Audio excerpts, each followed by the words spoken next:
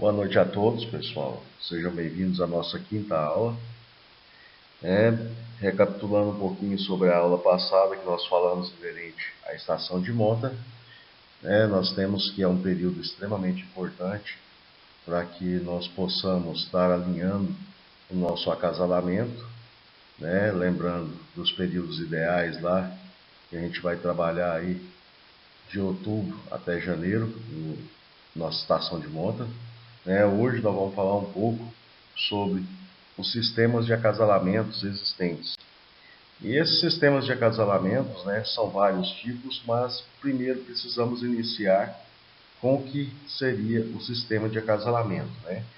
Nesse sistema de acasalamento, nós colocamos o material genético da fêmea em contato com o material genético do macho, com a finalidade de produzir um bezerro viável.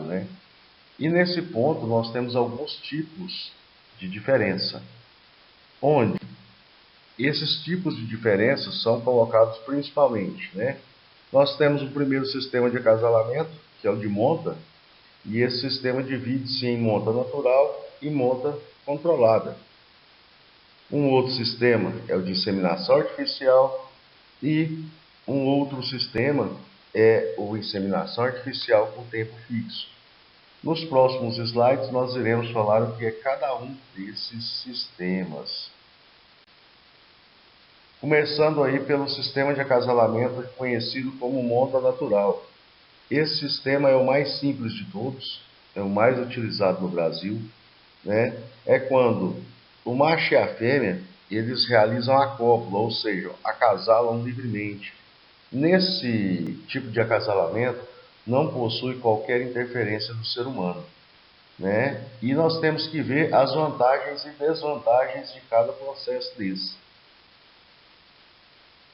Visto isso, nós vamos começar aí com as vantagens da monta natural. E como principal vantagem desse tipo de acasalamento é justamente o que? A economia na mão de obra. Eu não preciso ter uma mão de obra especializada para poder trabalhar nessa função monta natural. Porém, a gente tem que destacar também o que é desfavorável dentro desse tipo de acasalamento. E dessa forma, nós temos como as desvantagens aí, justamente o que? Esse touro, se ele não for testado para brucelose e para tuberculose, ele pode estar transmitindo doenças às fêmeas. Não só essas que são transmitidas através do coito, da cobertura, mas uma série de outras doenças reprodutivas, como a leptospirose, pode ser transmitida, a Bluetongue também pode ser transmitida por cópula. Então a gente tem que pensar muito no fator sanidade do nosso rebanho quando a gente utiliza esse sistema de monta. Alguns acidentes podem ocorrer na cobertura, touros muito pesados cobrindo novilhas, então é um ponto negativo também da monta natural. Alguns touros possuem um comportamento mais exacerbado, com mais testosterona, então acabam tornando-se mais agressivos, trazendo riscos aí de acidentes, tanto com o proprietário, funcionário e mesmo com o próprio touro. Nós acabamos subutilizando o macho, nós aproveitamos menos esse touro. Nós temos um aumento na manutenção de cercas, porque geralmente as propriedades não têm só um touro, então acaba tendo briga entre touros, então a gente começa a ter uma manutenção mais alta. Touros que não são provados, quando utilizados em novilhas, podem aumentar a dificuldade de parto, ou seja, poderemos ter aí riscos de cesáreas. E geralmente esses touros soltos a campo, em monta natural, a gente não observa a DEP, que foi falado nas aulas anteriores. E por consequência disso, a baixa produção de bezerros por ano acaba diminuindo essa vida útil do touro, que ele chega aí a ter 150 filhos ao longo de toda a sua vida, ou seja, cobrindo aí de 35 a 40 vacas por estação, e produzindo a quantidade aí de 30 bezerros por ano. Vamos colocar uma viabilidade aí de 4 a 5 anos, então o touro acaba produzindo em torno de 150 filhos apenas durante toda a sua vida. Então isso é um limitante muito grande. E aí, dando sequência ao sistema de monta, nós temos um outro tipo de monta, né, que nós chamamos de monta controlada. Essa monta controlada, agora ela já tem uma interferência do homem, né? Por quê? Porque geralmente já são utilizados touros com a genética melhor, né? E nós retiramos a fêmea do cio, que está lá em si, levamos junto a esse touro e colocamos para fazer a cobertura. O touro geralmente fica em piquetes, né? Separado das fêmeas. Então, na realidade, o que difere basicamente da inseminação artificial é que esse touro ele vai fazer a cobertura ao invés de nós inseminarmos essa fêmea. Mas aqui a gente já precisa ter uma mão de obra mais qualificada, porque nós precisamos detectar o cio e levar essa fêmea até o macho. Então, basicamente, o trabalho nosso aqui, né, só diminuiria a mão de obra da inseminação, mas continua tendo que observar o cio, levar a fêmea no reprodutor. Então, de certa maneira, eu questiono muito esse método, porque eu acho que quem tem condição de fazer uma monta controlada, com poucas adaptações, ele consegue fazer uma inseminação artificial. Porém, esse sistema oferece algumas vantagens em relação à monta natural. Então, o que acontece? Eu já consigo ter algumas anotações a respeito da minha matriz, né? Como, por exemplo, o dia que ela foi coberta, né? Quantas coberturas o touro realizou nessa matriz. Então, são alguns sistemas que a gente já começa a melhorar evolutivamente o nosso manejo, né? Já conseguimos detectar fêmeas que não emprenham, porque eu tenho a anotação da data de cobertura.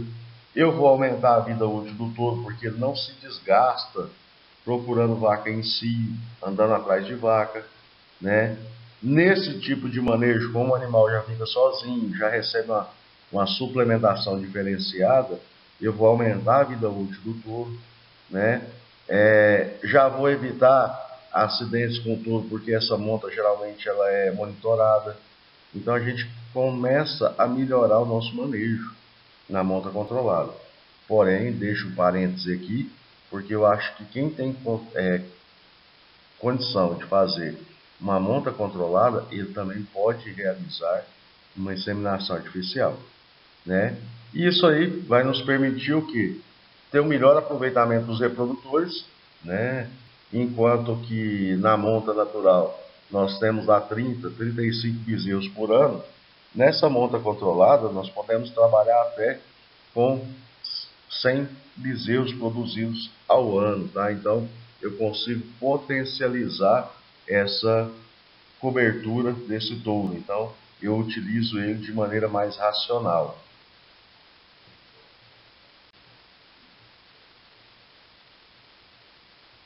Então, dessa maneira, nós vamos passar agora justamente para a questão inseminação artificial, né? Esse procedimento é um procedimento mecânico, tá? Onde o sêmen do macho é depositado diretamente no aparelho reprodutivo da fêmea, né? Por via mecânica. Ela agora não é um processo mais natural, fisiológico, é uma via mecânica.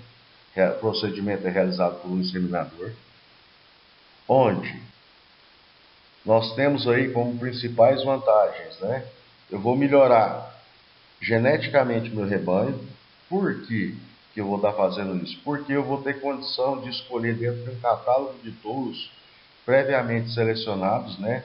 Touros já testados, touros com a genética superior. Eu tenho aqui um agregado muito importante do meu cruzamento, né, por inseminação artificial, porque ele permite que eu faça cruzamentos entre zebus e taurinos sem me preocupar, né, com a adaptabilidade dos touros utilizados, porque, como eu já disse nas aulas anteriores, touros com sangue taurino, eles têm dificuldade de adaptação no nosso Brasil. Então, o que acontece? Nessa situação, eu consigo utilizar sêmen de qualquer animal que eu queira, de qualquer raça, né? Sem ter o problema da adaptabilidade. Então, o primeiro ponto positivo que a gente tem que ver e elencar, além do melhoramento genético, é justamente essa liberdade de utilizar qualquer raça que eu queira, né? E o ponto interessante é que, por exemplo, em um botijão de sêmen, eu posso ter sêmen lá de 100 touros diferentes, de 20 raças diferentes. Então eu tenho assim uma variabilidade genética muito alta que eu posso estar agregando com esse sistema de inseminação artificial. Então por isso que eu falo que é uma coisa extremamente interessante, né, a gente trabalhar com esse sistema. Onde, ainda continuando nas vantagens, né, eu consigo ter touros testados, né, quanto à sua parte de sanidade, diminuindo a disseminação de doenças, melhorando a condição sanitária do meu rebanho, né, uma grande vantagem que a gente tem da inseminação artificial é justamente o que? O sêmen, depois de congelado, ele tem sua, vamos dizer assim, sua validade por tempo indeterminado, desde que não falte nitrogênio no botijão ou não tenha erros no manuseio no momento de retirar esse sêmen, nós temos uma genética aí que pode ser guardada por décadas, tá? Então isso aí é muito interessante no que diz respeito à inseminação artificial. E uma outra grande vantagem que nós temos também é que eu posso continuar utilizando touros, sêmen de touros, mesmo após a sua morte, ou o animal desenvolveu algum problema que impossibilita ele de fazer a monta natural, por exemplo, algumas artrites, artroses que o animal pode adquirir ao longo da vida, que não são de cunho genético, né? São doenças adquiridas. Então eu posso continuar coletando esse touro, congelando o sêmen e inseminando com ele. Então, são algumas vantagens ainda que a gente tem na inseminação artificial. Não podemos deixar de elencar aqui também que essa multiplicação da genética, né, proveniente da diluição do sêmen, permite, né, numa única salto do touro, numa única coleta do touro, a gente coletar aí 1.000, 2.000 doses de sêmen. Então, isso aí é um fator fundamental para que a gente consiga ter uma multiplicação genética daquele determinado animal elevada em várias vezes. Então, imaginem vocês, um touro desse que está sendo coletado, ele consegue produzir uma quantidade de filhos por monta que pode chegar muitas vezes a 2, 3, 4 anos, né, de um touro que esteja em monta controlada. Por que eu falo isso? Touro em monta controlada, nós citamos lá, colocamos 100 bezerros por ano. Um touro desse aqui produzindo aí, vamos colocar 1.300 doses numa coleta, né? Um touro muito bom aí, tem touros que produzem 200 doses, outros 500, né? Alguns recordistas aí ultrapassam 1.000. Então, num touro desse, eu vou ter praticamente aí, se ele produzir, vamos pôr a questão aí de 1,5 doses de sêmen por bezerro. Se ele produzir 750 doses, muito provavelmente ele já vai superar um touro em monta controlada e vai estar produzindo aí 100 bezerros por ano, tá? Então, é uma multiplicação genética fantástica. E mesmo eu vou estar evitando, né, os acidentes com novilhas, com animais mais leves. Vou estar prevenindo acidente com pessoas devido ao temperamento agressivo de alguns touros. Então, tudo isso a gente tem que pensar no momento de fazer a escolha do nosso método de acasalamento, tá?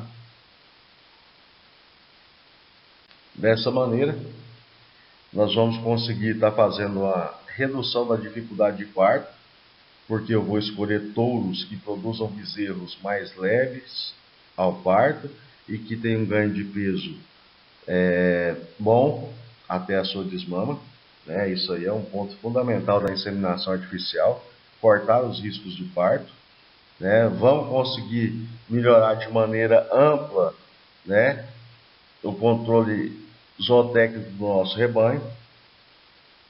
Vamos poder escolher touros que façam correções no meu rebanho. Então, por exemplo, eu tenho uma vacada lá que é muito boa, mas ela tem a perna meia reta. Meu rebanho tem a perna meia reta. A gente chama de perna de frango. Então eu consigo escolher touros que vai corrigir esse defeito nas minhas vacas. Ah, vão melhorar minha vaca? Não, na vaca não. Mas no seu bezerro sim.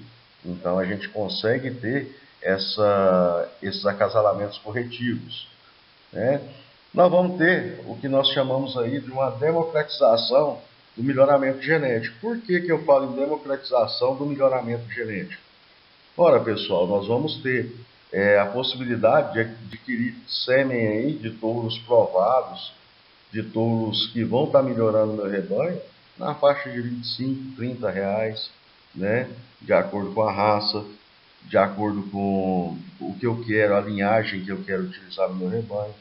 Eu posso utilizar, por exemplo, se eu for produzir fêmeas de reposição, eu posso escolher touros que me dão habilidade materna, me dão precocidade reprodutiva nas minhas fêmeas que vão ficar para repor o rebanho. Então é uma gama de vantagens que nós temos quando a gente tem a possibilidade de escolher touros para realizar a inseminação artificial, né? E mesmo porque eu conseguindo fazer uma boa avaliação das minhas matrizes, uma boa escolha do touro que eu vou estar realizando a inseminação artificial, eu vou conseguir padronizar o meu rebanho, tendenciando esse rebanho às necessidades da propriedade, tá? Porém, nem tudo são só flores, né? Nós temos que elencar algumas desvantagens aí da inseminação artificial, né, que basicamente é uma grande limitação que nós encontramos em colocar mão de obra especializada, principalmente para a observação do cio. Se nós não tivermos um funcionário treinado para observar o cio, nós vamos falhar na nossa inseminação artificial, né? É uma das coisas muito questionadas na inseminação artificial, então precisamos ter funcionários que estejam qualificados na observação do cio, né? Talvez a gente está numa rota menos privilegiada e temos dificuldade, né, em estar produzindo, estar abastecendo nosso botijão com nitrogênio. Esse nitrogênio líquido, pessoal, ele geralmente é abastecido a cada 40 a 60 dias. A gente põe uma carga de nitrogênio nele, né? Dependendo da carga de utilização, às vezes diminui esse tempo e pode aumentar o tempo. Mas tudo depende da nossa quantidade de utilização, quantidade de vezes que nós abrimos esse botijão para tirar sêmen por mês. Então tudo isso aí pode variar nesse abastecimento. Mas geralmente ele fica em torno de 40 a 60 dias por abastecimento. Então o limitante que a gente tem é que se a gente estiver na rota meio longe ou final de rota, às vezes demora mais para passar esse nitrogênio líquido, né? E uma das coisas que eu já escutei muito falar é que o custo da inseminação artificial é maior do que da monta. E aí, para a gente poder estar discutindo sobre isso, nós vamos ter que colocar justamente esses custos para que a gente consiga estar mensurando esse gasto, né? Então, vamos falar primeiro aí da inseminação artificial. Nós temos hoje, né, um custo aí do botijão, para adquirir um botijão em torno de R$ 2.000. Tá? Hoje as empresas disponibilizam esse botijão novo em torno de R$ 2.500, com R$ 500 em dose de sêmen à sua escolha. Tá certo? Então o custo do botijão em si, ele cai em torno de R$ 2.000. Quando nós vamos pensar no nitrogênio que gastamos aí durante o ano, cada abastecimento ele gira em torno de 90 a 100 reais hoje, né, no preço de hoje. Então eu tenho que vou fazer 6 abastecimentos por ano, então nós vamos ter em torno de R$ 600 ao ano com abastecimento. E eu coloquei aí embaixo para vocês um custo por prenhez. Por que esse custo por prenhez? Pensando que eu vou utilizar uma dose de sêmen de R$ 25, vamos por R$ 30 só para poder facilitar a conta. Então, eu tenho uma dose de sêmen de R$ 30, a média, tá, que eu tenho aí por prenhez é 1,5 doses de sêmen. Então, eu vou acabar tendo gasto com sêmen em torno aí de R$ 45, de R$ 40 a R$ 45 com sêmen. E R$ 15 eu deixei aí, de R$ 10 a R$ 15, na utilização de luva, bainha de inseminação, papel toalha e nitrogênio, né? Apesar de eu já ter colocado essa conta do nitrogênio ali em cima, mas quando a gente dilui isso aí em sêmen, se você fizer 100 aplicações por ano, né? 100 inseminações por ano, nós vamos ter um custo aí de mais ou menos R$ 6 com gasto de nitrogênio por dose de sêmen por ano. Então a gente teria um custo por prenhez em torno de R$ 55. Tá? Em contrapartida, na monta, nós temos que pensar no preço de aquisição de um touro geneticamente superior, né? Em torno aí de R$ 12.000 hoje. A alimentação desse touro, as vacinas, os vermífugos vão girar em torno de R$ 700 por ano, tá? Então vejam vocês que a manutenção desse touro ele vai estar ficando mais caro do que a manutenção do botijão. E ora, pessoal, o botijão não tem risco de morte, não tem risco de machucar, né? Sendo utilizado de maneira consciente, esse botijão aí vai durar 15, 20 anos, tá? Para que seja necessário uma troca. E às vezes até mais do que isso. Eu falo por experiência própria, né? Eu tive um botijão de sêmen já usado aí, que eu comprei ele usado. Um botijão de sêmen usado você vai comprar aí na faixa de R$ 1.000, R$ 1.200. E eu fiquei com ele por 15 anos e ainda vendia. Então, por aí vocês têm uma ideia de quanto que é essa utilização do botijão, o que pode ser benéfico para nós. Mas, voltando aqui ao caso da monta, né, eu tenho que esse touro ele corre risco de sofrer algum acidente na propriedade, ele pode morrer, né, e a cada 3 ou 4 anos, no máximo, pessoal, nós temos que fazer a troca desse touro. Então, vejam vocês que isso aí é dinâmico. E esse touro, com 3, 4 anos de idade, é um touro já que está cobrindo as filhas, é um touro que vai precisar ser trocado. E aí, geralmente a gente não consegue vender esse touro como reprodutor. Então a gente tem que colocar ele aí num preço de balança, mais ou menos hoje, em torno de R$ 5.000. Tá? E eu vou ter que comprar outro touro, de 12 mil novamente. Então, eu tenho aí uma diferença de R$ 7.000 se eu vender o meu touro de hoje para adquirir um novo touro que vai me servir por mais 2 ou 3 anos.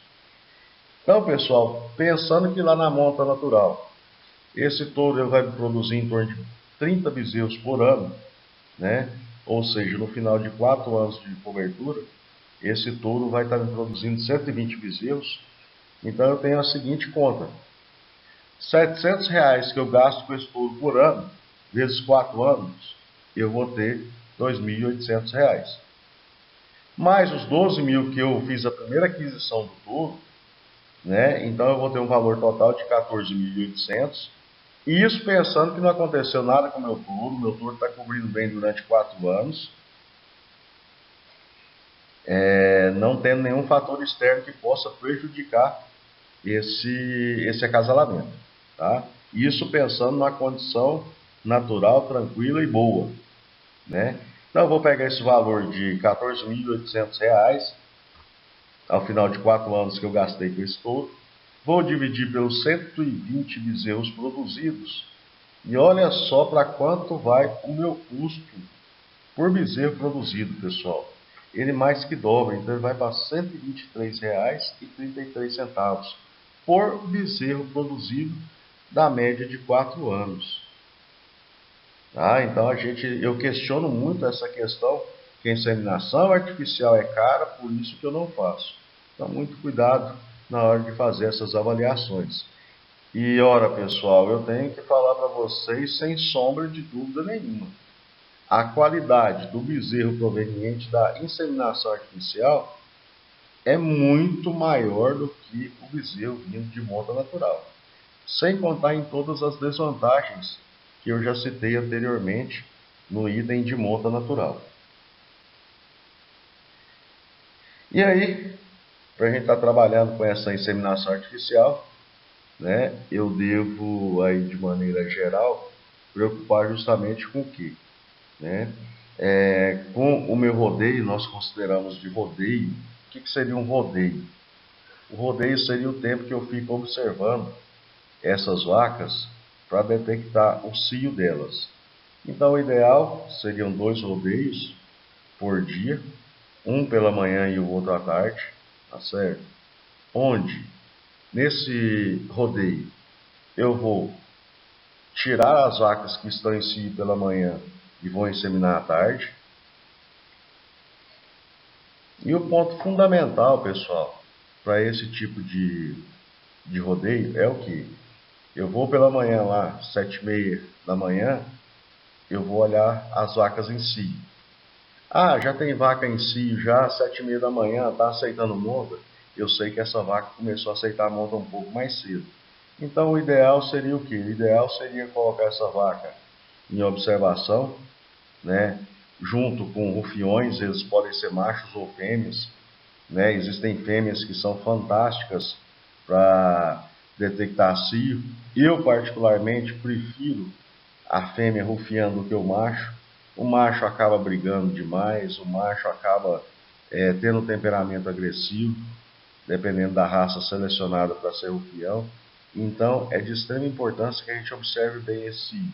Então, vaca que está no cio de manhã, eu vou estar fazendo essa inseminação em torno de 5 horas da manhã, 5, 6 horas da tarde, perdão, em torno de 12 horas após a avaliação do cio. Vacas que dão cio à tarde, pessoal, eu tenho que inseminar pela manhã. E é a primeira coisa que eu faço pela manhã. Por quê?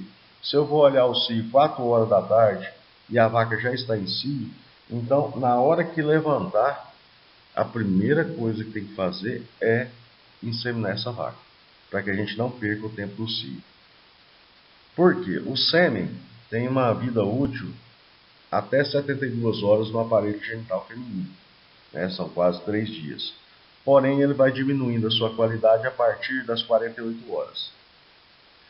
Então, é melhor, se eu tiver uma ação para fazer, vamos supor que o funcionário da fazenda tem que ir na cidade fazer compra, ele tem que sair 4 horas da tarde, ele vai gastar 1h30 para ir na cidade e está retornando para inseminar essa vaca.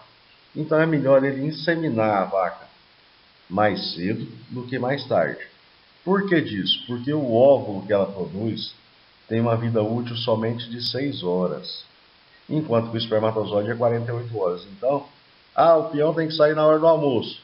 Então já vamos inseminar essa vaca e vamos deixar isso pronto. Tá? É melhor a gente antecipar a inseminação do que atrasá-la. Então isso aí é muito importante. Tá?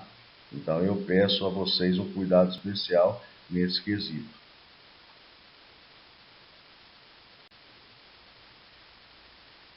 Bom, um outro sistema de acasalamento, né, o último sistema que nós temos aí, é o que nós chamamos de IATF, ou seja, inseminação artificial, porém agora com tempo fixo. Né? Bom, foi feita uma série de estudos hormonais, né, e agregados farmacológicos para que a gente consiga induzir uma atividade do ovário da fêmea para ela produzir aquele ovócito para ser fecundado. Né? Então nós falamos que ocorre o quê? Uma indução medicamentosa ou farmacológica da atividade ovariana e, por consequência, uma sincronização da ovulação de nossas matrizes. Notem vocês aí abaixo no slide né, onde é depositado o sêmen. Esse sêmen ele é colocado no colo do útero, tá? Ele passa a cérvix, os anéis cervicais, onde está o dedo do inseminador aí, tá? É colocado nessa cavidade, e dessa cavidade, em torno de 50% dos espermatozoides vão vir para o lado direito e 50% vão para o lado esquerdo do útero da vaca, possibilitando assim, né, um maior índice de prenhez. Caso, pessoal, o inseminador ou seja feito por um veterinário, geralmente, a primeira coisa que essa pessoa faz, ela pode apalpar o ovário, ver o lado que está sendo a ovulação e está depositando o sêmen no corpo uterino correto. Porém, como é muito dinâmico o processo, mesmo feito por veterinários renomados e experientes, a inseminação acaba sendo colocada somente no colo do útero, tá? Como está demonstrado na figura abaixo. Mas pode ser utilizado também dentro do corno uterino, que vai facilitar o aumento da prenhez. Porém, quando você tem que inseminar 500, 600 vacas por dia, essa condição de colocar no corno uterino, ela se torna inviável. Por isso que a maioria das inseminações são realizadas especificamente no colo do útero, como está demonstrado na figura.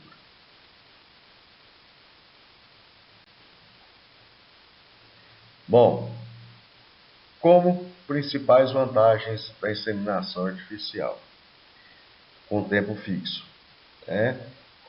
Tem todas as vantagens que nós já falamos lá na inseminação artificial. Não cabe aqui estar destacando novamente. Uma principal agregada que agora eu não preciso mais olhar o CI. Por quê? Porque a partir do momento que eu fiz o protocolo, né, o protocolo de aplicação de medicamento, de colocação de implante nessas vacas, né, eu vou ter um dia fixo para inseminar. E de acordo com o seu protocolo, a partir do momento que você colocou ele, vai ser no 10º dia ou no 11º dia, dependendo do critério que o veterinário vai adotar ou o tipo de protocolo que ele vai utilizar. Então eu não tenho a necessidade de saber se a vaca está em si ou não. Passou pelo protocolo, todas as vacas serão inseminadas. Qual que é a principal vantagem disso aí? Eu vou concentrar nascimento. Então, vejam vocês, uma propriedade aí com 10 mil matrizes, né? Eu estou trabalhando com esse procedimento de inseminação artificial com tempo fixo, eu consigo concentrar todos os meus nascimentos dentro de 30 dias, porque eu vou estar realizando a estação de monta. Vou ter um agregado, que é escolher, né, qual é o melhor tipo de protocolo que eu vou utilizar e quando fazer isso. No gado de leite, pessoal, só fazendo um parênteses aqui, é muito interessante porque eu consigo controlar a aparição das vacas de leite para o período onde o leite for mais caro. Geralmente o período da seca, pois aqui a gente consegue fazer esse controle simplesmente utilizando a inseminação artificial com tempo fixo. Então, eu quero que minha vaca vá parir quando? No mês tal. Então, eu retrocedo 9 meses, faço o meu IATF e concentro as parições no melhor momento financeiro para a pecuária leiteira, por exemplo. No caso de corte, a gente consegue concentrar isso aí entre novembro e dezembro, né? Algumas matrizes vão ainda ficar ainda para janeiro, mas é extremamente interessante esse tipo de situação. Cabe falar aqui uma particularidade, que o manejo de cada propriedade ele acaba sendo individual e de acordo com o gosto do proprietário. Por exemplo, eu conheço propriedades que fazem a inseminação artificial com tempo fixo e logo em seguida acabou o manejo da vacada, eles soltam um touro de repasse junto com elas. É o mais correto? Para mim não, isso é uma opinião pessoal. Mas o pessoal defende que algumas vacas que não vão estar emprenhando, pela inseminação a gente consegue ganhar 21 dias. Eu sou meio conservador nesse ponto. Eu penso que se o sêmen que eu depositei na vaca, ele vai ter viabilidade de 3 dias, Então, o meu entendimento é que eu posso soltar esse touro de repasse na vacada, caso seja interesse da propriedade em utilizar touro de repasse, a partir do terceiro dia após a minha inseminação. Ou seja, eu inseminei a vacada no 10º dia, então eu vou soltar os touros no 13º ou 14º dia após o início do protocolo, ou de 3 a 4 dias após a inseminação. Por quê? Eu dei tempo desse material genético superior que estava no sêmen, dele ter a sua oportunidade de inseminar. Lembro a vocês que isso aqui é um manejo, né, uma posição pessoal que eu tenho, tá? Soltar os touros de 3 a 4 dias após a inseminação, para quem for usar touro de repasse. Mas ainda tem as propriedades que realizam o seguinte: fez a inseminação, 30 dias após a inseminação, passa o ultrassom nas vacas, já retira as vacas prenhas e faz um novo protocolo com aquelas que não emprenharam. E aí sim, dando essa segunda oportunidade, né, para as vacas emprenharem uma genética superior, a gente já consegue estar dirimindo aí para uma monta natural, né, a campo, para poder complementar esse agregado. Lembrando aí que em IATF a gente tem uma taxa de prenhez em torno de 60% até 65%, tá? Então é um negócio que a gente tem que ficar bem atento para também não perder tempo das vacas, correto? Eu particularmente gosto de utilizar o meu IATF, né? Se caso eu for produzir somente cruzamento industrial, eu insemino tudo com o Angus e depois eu faço o repasse com tudo Nelore. E aí eu tenho certeza do que é produto de IATF e o que é produto de monta natural. Mas, se eu tiver que fazer reposição de plantel,